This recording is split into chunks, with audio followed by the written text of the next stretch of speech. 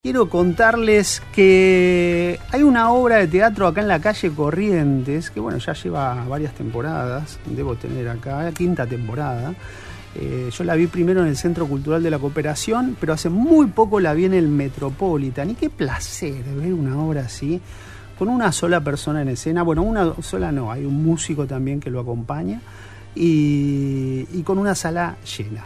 Estamos hablando de Habitación Macbeth, versión para un actor sobre Macbeth de William Shakespeare, que está escrita, protagonizada y dirigida por Pompeyo Audibert, a quien tengo aquí a mi lado. Qué placer. Hola, un gusto estar con vos y con toda la audiencia. Pero por favor, para nosotros, che, y qué alegría que 5 años lleve este trabajo, que es un trabajo magistral. Sí, es una alegría inmensa. Yo cuando lo estrenamos después de la pandemia, porque es un espectáculo que nació en la pandemia, y cuando lo estrenamos no tenía idea de que iba a pasar esto. Me gustaba lo que había resultado de esos ensayos en la pandemia, pero no me imaginé que una tragedia sobre un criminal como lo es Macbeth iba a resultar un éxito de público, de crítica, y que nos iba a ir tan bien. Igual me da la sensación de que no pensás cuando haces un espectáculo si va a ser un éxito de público. No, pero a veces tenés como la intuición, esto va a funcionar, va a gustar. En este caso yo sabía que me gustaba mucho a mí y eso me bastaba, como siempre pasa, claro. ¿No? Pero no sabía, realmente para mí era un misterio cómo iba a resultar cuando desembarcara con el público. Y más en la pandemia encima, claro. Bueno, que el creador que tenemos adentro sale... Sí. Para su propio público, que es uno mismo. Exactamente, sí. Yo en ese momento, cuando entré en la cuarentena, me di cuenta de que el único teatro que quedaba en pie para mí era mi propio cuerpo. Y al borde de la angustia por esa encerrona en la que el bicho nos metió, decidí pasar a la ofensiva con una vieja fantasía de juventud que me acompañó toda la vida, que es la de hacer yo solo una obra, de transformar mi cuerpo en un habitáculo de encarnaciones. ¿Esa fantasía era con Macbeth? No, esa fantasía era en relación a alguna obra. Inicialmente fue con una obra de Thomas Bernhard, que cuando la quise hacer después me enteré que los derechos no te los daban porque era una novela y no se podía adaptar novelas. Era la novela Trastorno de Thomas Bernhard, sí. Una novela hermosa. Entonces, después me quedó la idea de hacer yo solo una obra, pero no sabía con qué material trabajar. Bueno, lo fui postergando año tras año y bueno, llegó en ese momento de la pandemia y decidí pasar a la ofensiva con esa fantasía. Y ahí me vino muy naturalmente Macbeth, quizás por una cuestión de la temática al respecto de una identidad asediada por fuerzas sobrenaturales, que es lo que le pasa a Macbeth. Y era lo que me pasaba a mí en la pandemia y a todos. Estábamos enclaustrados en nuestras cuevas, con nuestra familia, entregados también a esa fulguración sobrenatural de nuestros asuntos internos, de la identidad, todo eso que pasaba en un momento medio prehistórico o posthistórico. Entonces me apareció esa obra muy naturalmente, además que me parecía que debía ser una obra universal, mítica, porque el momento lo era. Entonces, bueno, fue muy natural desembocar en Macbeth. Y encima con la ausencia real de Hécate. Exacto, sí. En este caso, en la versión, Hécate lo situó como el público. Claro. Las 3 brujas, de algún modo, toman el cuerpo de un actor muerto que encontraron en la fosa del teatro. En este caso de la fosa es del teatro. Y dentro de ese actor representan para Hécate, que vendría a ser el público, la tragedia Macbeth. Esa es la excusa o la coartada de la obra. Las brujas operan un cuerpo que encontraron en la fosa del teatro y con él le representan a Hécate, que es el público, ese monstruo de 1000 cabezas, la tragedia Macbeth. Me interesa saber cómo fue tu autodirección de este espectáculo, ¿no? Sí. Yo siempre me autodirijo. Hace muchos años que vengo trabajando en adaptaciones que hago. En una época trabajé mucho con autores rioplatenses, Roberto Art, Discépolo, Florencio Sánchez, hice Muñeca, La farsa de los ausentes, Trastorno. Y siempre en esas obras yo actuaba, o cuando hicimos El Farmer con Rodrigo de la Serna, la obra de Andrés Rivera, ¿te acordás de eso? Sí. Y siempre trabajaba de adentro y de afuera, pero de afuera siempre buscaba alguna compañía.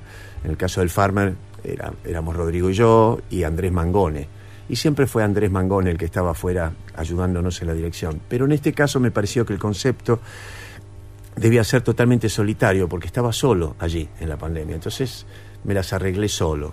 No me es ajeno el funcionamiento ese de autodirigirme.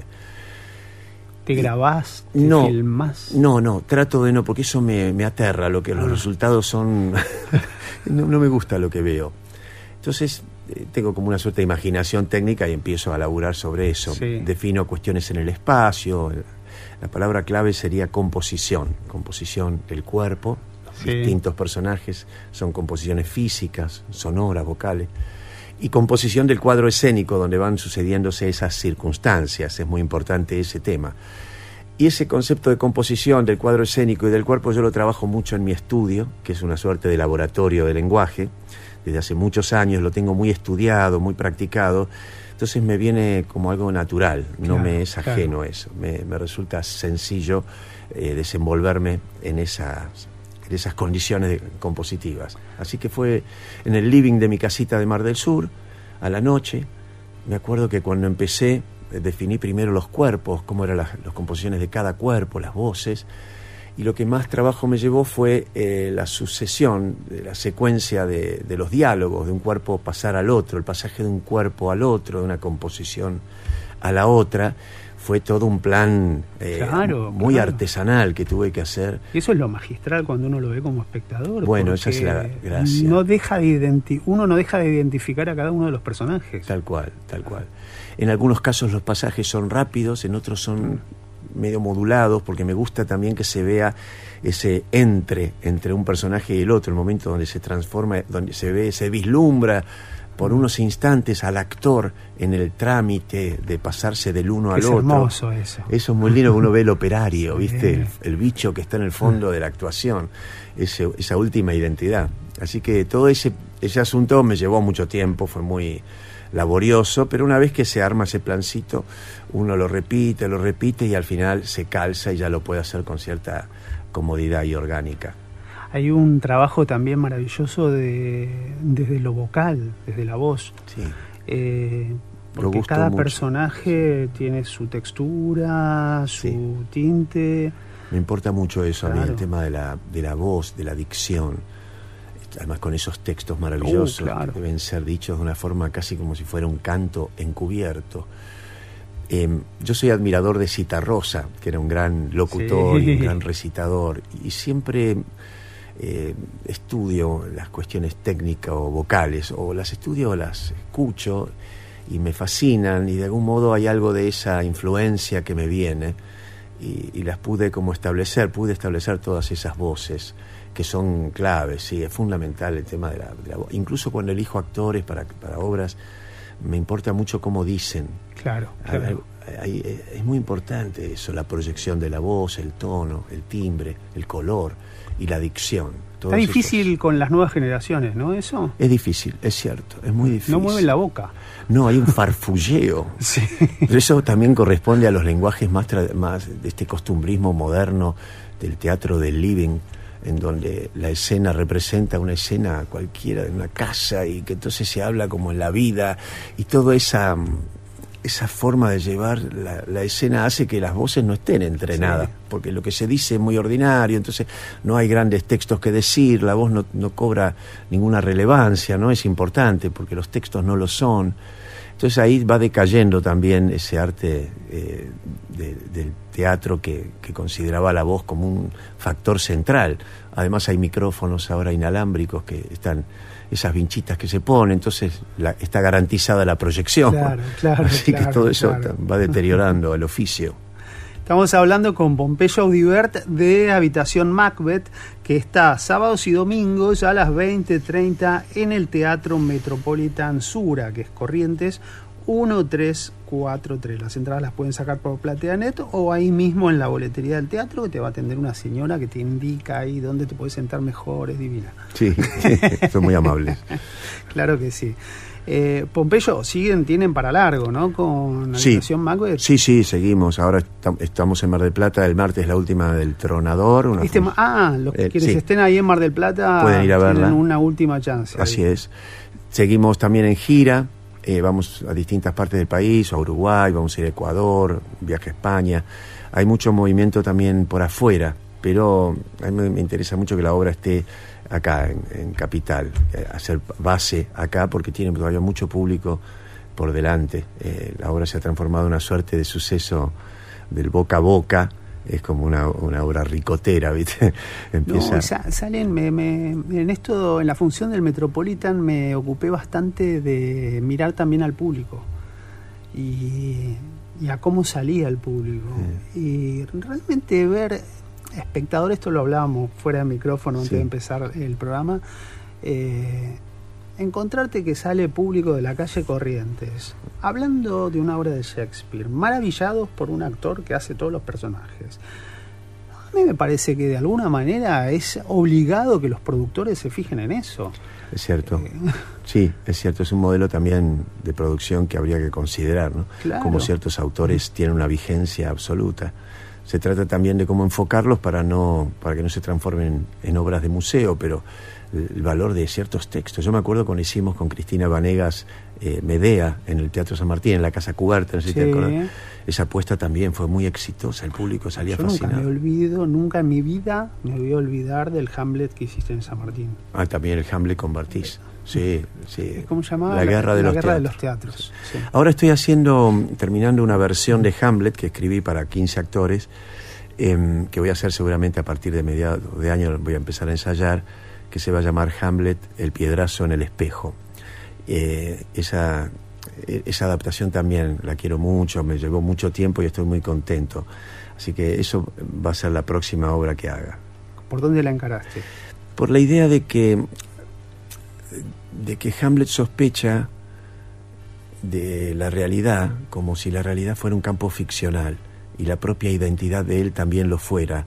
Sospecha de que está inscripto en una dinámica teatral ejercida por fuerzas oscuras y misteriosas que lo impelen al desastre y a la misma realidad, que la van como torciendo y desbarrancando, que es una sospecha que yo tengo también en relación a la propia circunstancia histórica en la que estamos. Totalmente. Iba a ir para ahí. Y por otro lado, Hamlet es un personaje que está paralizado en el estupor de una lucidez atónita y cobarde, que es lo que nos pasa a nosotros. Estamos todos paralizados en el estupor de nuestra propia lucidez atónita y cobarde. No podemos entrar en acción ante la sospecha existencial que nos... Sí, yo digo siempre que los únicos que actúan son los actores. Sí, tal cual. A veces me parece, en las clases que hacemos unas máquinas teatrales muy misteriosas, parece como si estuviéramos generando campos de realidad ahí en la escena, y todo lo que está por fuera de la escena fuera una zona ficcional, alienada, que expecta esas realidades artificiales que se generan en el teatro, intentando como sacar de allí una energía, un ejemplo, porque son zonas poéticas las escenas, ¿no? Y hay algo de lo poético que la realidad ha perdido por completo, y que esa es nuestra naturaleza humana. Y sin embargo estamos lapidados por un espejo ficcional que nos devuelve como una versión muy, muy unidimensional de nosotros mismos, en términos individuales y colectivos. Entonces siento que el teatro, el arte en general, pero el teatro en particular, esa ceremonia sagrada, esa asamblea metafísica, que de algún modo desoculta esa identidad de fondo y la pone en práctica bajo algún artificio, bajo alguna ficción teatral, pero que finalmente en la forma en que se hace termina siendo más real que la propia realidad que la acecha y la expecta, buscando sacar de allí alguna energía o alguna señal de su propio ser. Así que me parece que el teatro es un buen vector para reconstituir una unidad perdida de los seres, ¿no?, que somos, que estamos acá tan desarticulados, tan desconectados de nosotros mismos. Cuando vamos al teatro nos reunimos al mismo tiempo, en el mismo espacio. La escena lleva adelante ese sondeo de identidad y pertenencia que tanto necesitamos. Y vamos a sentir, no a entender, digamos. Exacto, vamos a sentir, a percibirnos en otra escala. Somos otros, a sospechar de nosotros mismos, de una forma no maliciosa, sino curiosa realmente y gozosa, a metaforizar sobre la reencarnación, sobre las múltiples valencias de nuestra identidad, que en realidad somos mucho más de lo que parecemos o decimos ser. Bueno, en Habitación Macbeth es muy lindo el lugar que le das a las brujas. Sí, tal cual. Cada una tiene, sí, cada una personalidad muy, muy definida. Sí, eso fue lo primero que construí, las 3 brujas, esos 3 cuerpos fueron la primera, porque empiezan la obra, entonces no hubo más remedio que ir primero por ahí. Y eso cuando hice la escenita, la primera escena me salía ya la secuencia, ahí me puse contento, me acuerdo, y sentí que eso era posible, porque también tuve sospechas de que me iba a estrellar, de que no, de ¿En que serio? sí, digo, esto es desmesurado lo que estoy planteándome, puede salir mal. Es muy catastrófico ver un actor de 60 años fracasar haciendo eso. Pero después me dije a mí mismo, bueno, cualquier cosa señalo a la pandemia. Digo, bueno, ¿qué iba a hacer? Estaba en la pandemia. Son secuelas. Vayan a cantar a la pandemia, hice lo que pude. ¿Y ahí buscás miradas amigas antes sí, de estrenar? Bueno, en esos ensayos previos a desembocar en el teatro, cité en mi estudio a gente que yo quiero y valoro su mirada, y allí fue cuando nació el personajito que es tan gracioso, que es el servidor de escena, sí, ese que cambia las cosas de lugar, sí, que es como una especie de mecanismo teatral, porque en esos ensayos que yo les mostraba a mis amigos, yo no lograba un apagón total, y era de día, y entonces se filtraba luz, y cuando pasaba de una escena a la otra era yo el que cambiaba las cosas, y cuando me sentía tan expuesto, porque no había una oscuridad, empecé como a actuar como una especie de mecanismo, sí. Y ahí me di cuenta de que sí, que estaba bueno ese mecanismo, y se lo adjudiqué a Klob, el personaje de Fin de Partida de Beckett, que también yo hice junto con Lorenzo Quintero, y me parecía que era Klob el que cambiaba las cosas de lugar, el servidor de escena. Entonces ahí terminó de armarse el concepto de la obra, porque hay algo de que Shakespeare habla en Macbeth, que al final Macbeth dice que el mundo es un teatro o una historia contada por un loco que no deja de agregar escenas, y que es un campo ficcional, y me pareció que ese personajito, ese servidor de escena, bien podría ser ese último remitente, que no son simplemente las brujas tomando un cuerpo de la fosa del teatro quienes hacen la obra, sino que el que hace la obra es ese servidor de escena, que es ese mecanismo teatral esencial y básico, que se disfraza de las brujas, que se disfraza de esas coartadas, pero que es claro, él, el que estamos viendo. Toda esa obra está hecha por Klob, el servidor de escena, que no tiene ni siquiera la posibilidad de un lenguaje, habla un idioma inventado, un canturreo, un farfulleo, cuando va cambiando las cosas de lugar, y le da a la obra también el alivio en los cortes de entre una escena y la otra, de ese extraño payaso que cambia las cosas de lugar. Así que ahí, en esas muestras que yo hacía para mis amigos, terminó de completarse el concepto teatral de la puesta en escena con la aparición del personaje de Klob, el servidor de escena. Pompeyo, ¿cuántos personajes son? 7. 7 personajes. Sí. Macbeth, Lady Macbeth, Banquo, las 3 brujas y Klob. Bien.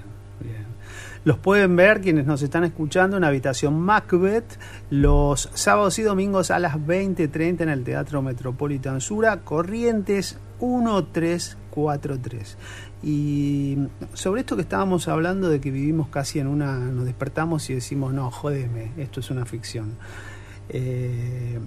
Se está por cerrar el Instituto Nacional de Teatro, me enteré hace pocos días, es decir, va a dejar de tener independencia y va a ser subordinado a un ente un poco más grande. ¿Qué nos puede decir de esto? Estamos siendo sometidos a un escarmiento, nos escarmientan por lo que revelamos, por lo que significa nuestra actividad, por la conectividad poética que producen nuestros hechos, nuestras obras. Eso es peligroso para el poder. El poder necesita ficciones alienadas. Todo lo que es cultura y sobre todo lo que es arte, lo que tiene que ver con la dinámica poética, que es hiperconectiva, es peligroso porque lo revela al poder como lo que es. Pero es como querer sacarle la pelota a un chico para que no juegue al fútbol y no darse cuenta que el pibe va a hacer un bollito de papel y va a seguir jugando. Que nos pinchen la pelota que nos supimos conseguir, todos esos fondos nos pertenecen, son parte de una lucha histórica del sector. no nos va a desalentar, que sino son que autofinanciados, ¿no? Que salen de los impuestos. Por supuesto, y ahí está donde se ve que es Uh-huh. un escarmiento.